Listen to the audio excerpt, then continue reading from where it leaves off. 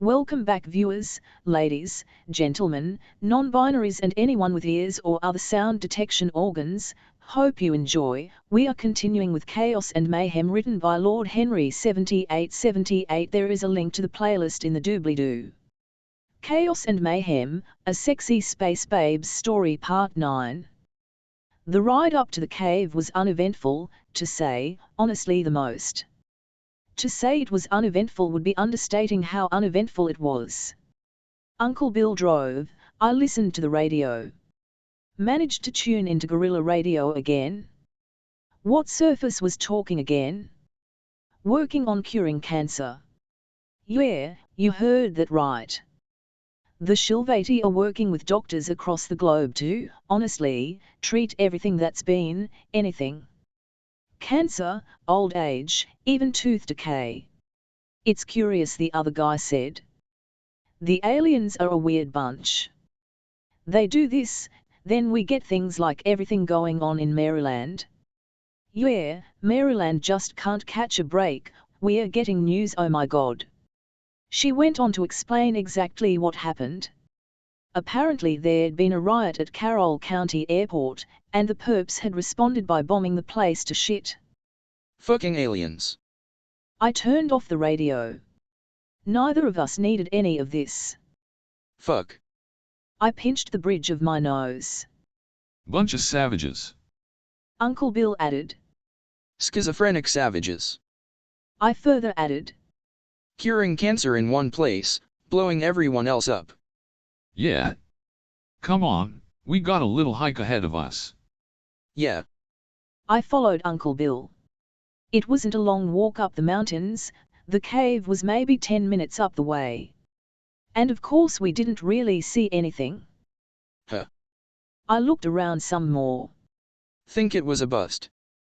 Soon as I said that, a bush stood up. An old guy in a ghillie pointed a rifle at us. Who the hell are you? I couldn't talk with a gun pointed at me, but Uncle Bill grabbed the gun and yanked it away. Burton. It's me. Bill. Holy shit. Billy? Billy fucking Judd. Burton let his guard down a bit. Haven't heard from you since. Mogadishu. Yeah. Oh, and it's Boone now. Daniel Boone. Boone. Yeah. The two old guys stared at each other. Then they hugged each other. Why did he look so familiar? It's been so long, buddy. I'd never seen Uncle Bill like this. Ghillie suit man looked over at me. Son? Didn't think you were the type. Uncle Bill shook his head. Nephew. Well, son of a friend. Ah.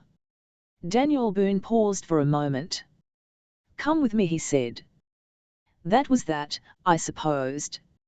Uncle Bill and I followed the strange ghillie-up man further up the way through the woods and into the mountains. I don't know what I expected, but if someone said a bunch of weirdos in a cave, yeah, that'd be about right. As Boone leaned his gun up against the cave wall, I saw a few others poring over something on a table. Someone else was typing on an ancient-looking typewriter. Guess I gotta show you the whole operation now. Boone walked around. I might be able to fight the Shilvati, but my students. Students? Was he? We came up with our own way to fight them. Boone passed Uncle Bill and I some papers. They had various cartoon characters drawn on. That was where I recognized Mr. Boone from. He taught art at the local high school. Mr. Boone. Guilty as charged. Boone shrugged. So like I was saying, things were weird when the perps first rolled into town. A few students and I holed up here in this cave. And, well, propaganda. We've been making cartoons, distributing them, and, well, it's good to make people laugh in a time like this. That's nice. I was a little overwhelmed. You know him. Uncle Bill whispered to me. I nodded. Mr. Boone was my art teacher in high school. Odd. That's not all we've been doing, one of the kids writing on a whiteboard said. Ah yes. Mr. Boone picked up a pen. You mind? Excellent, he said as the kid shook his head. Mr. Boone erased the board and drew 4 bubbles. We've been intercepting Shilvati comms chatter. From what we can tell, there are 4 main factions of Shilvati at work here. We got the Marines, of course. Then the interior. He labelled 2 of the bubbles Mar and In, but not every soldier out there is Marines. And this is where things get hairy. He labelled another bubble. The nobility. These are the ones in charge roughly down to the state level. He drew another bubble off that and wrote Stamacios on it. The head honcho, far as we can tell, in Maryland, is Baroness Goetia Stamacios. Right. I just smiled and nodded. And that brings us to our last faction, Stamacios militia. Real nasty motherfuckers. They were the ones behind Grimsville Hospital and the airport. It seemed our local invasion was more complicated than we thought. It wasn't just the aliens and the humans after all. Burton. Uncle Bill said. Boone, my bad. This setup is incredible. You always were the artist. And the art teacher. I added. I think that goes with the artist. Uncle Bill said. By the way, do you have some sort of list of people who watch your stuff? I see you loading it onto flash drives there. Yeah, sure. Anything to help out a friend, right? Boone grabbed a piece of paper with names written on it. Uncle Bill took a picture of both sides real quick. A distant rumble shook the cave. Shit. Mr. Boone looked around. You hear that? We heard another rumble, and this time some dust fell from the ceiling. This is not good, Mr. Boone quickly muttered as he got on a laptop. Not good at all. You all. He pointed to the kids who had previously been poring over drawings and scripts. You know what to do. Go out the other way, get somewhere safe. The kids ran for it as we all watched the cameras. Sure enough, the Shilvati were there, but they weren't shelling us or anything. Instead we saw 2 plumes of smoke. We set up cameras all over the place. Mr. Boone switched over to a different camera and set a drone on the floor. It took me a moment to figure it out, but I realized Boone was getting the drone feed on his laptop. He pressed a button on the remote control and the little robot whirred to life, zooming out of the cave. On camera, we could see a 3rd explosion as a 3rd vehicle went up. A moment later we heard the thump. Zoom in on that figure there. Uncle Bill pointed, and Mr. Boone zoomed in. Oh my God. It was Max, the crazy homeless guy. He had an enormous shotgun, a baseball bat, and a backpack full of what could have only been bombs. Max was having the time of his life. He hadn't seen any action beyond beating up the cops who came after him for the last 40 years, so this was just what he needed. The lizard men could wait. The Shilvati were far more important. He squeezed the trigger again, and the 4-gauge slug blew another purple alien over. Before the others could find him, Max slid underneath one of their anti-gravity vehicles. Just to be mean, he affixed a bomb. It was one of his shaped ones, built into a scavenged coffee pot.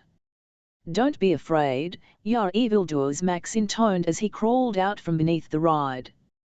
Ol' Max is gonna show you how to fight like a human, isn't he?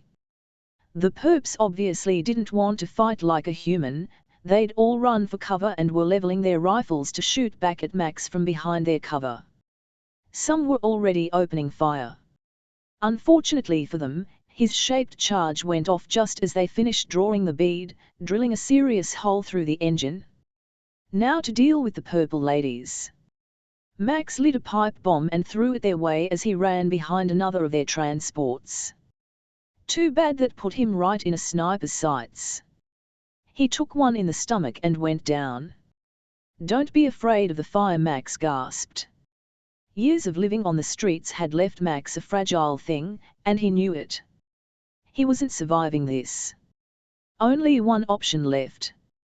You sinners and evildoers. Max opened his coat and grabbed a cord. You think it'll burn you to ash, but fire'll clean you up. He pulled the cord. Now, old Max had always had a knack for chemistry, especially when he was in the CIA. Far from just a simple dynamite vest, there were twin glass canisters each filled with a mix of white phosphorus, made from red phosphorus scraped from match heads, of course, and water. When the bomb exploded, it shattered the glass and vaporized the water. The white phosphorus ignited, filling the area with smoke and starting several fires. Well, I think we gotta get out of here. I mused as Max exploded. There went the feed from the drone, too. I picked up my rifle. This wasn't good. I had 3.700 Nitro Express left and a couple hand loads. I was gonna have to think and sneak. You said there was another way out. Uncle Bill threw his backpack back on and looked around. Yeah, follow me. Boone dumped a jerrycan out on his files and tossed in a match. They went up with a fume. And with that, we followed him deeper into the cave. We could hear booming Shilvati voices behind us as we ran deeper and deeper into the darkness. Left here. At Mr. Boone's words, we all skidded to a stop and made a left before following the tunnel a little while longer. Soon we could see light streaming in. It's tight, I know, but you'll make it, trust me. Go. One by one, we jumped up into the shaft, climbing up till we were disgorged from a cluster of rocks. We looked around at the woods around us. It seemed so peaceful, marred only by the multiple plumes of smoke in the distance.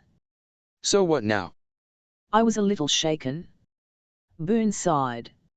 I gotta find my, protégés. We're gonna start up again. Got work to do. And with that, he took out his phone and dialed a number. Something drilled into the rock, exploded, and his little back entrance collapsed, slamming shut. And you and I? Uncle Bill tapped on his phone, and passed it to me. It was the list of names. We have a spy ring to build. End of chapter. If you enjoyed, like, subscribe, click the bell so you don't miss any episode, and do all the other YouTube stuff. Visit and support the author. All the relevant links are in the doobly-doo, and comment your opinions, good or bad. And I'll see you next time. And as usual, have a wonderful day.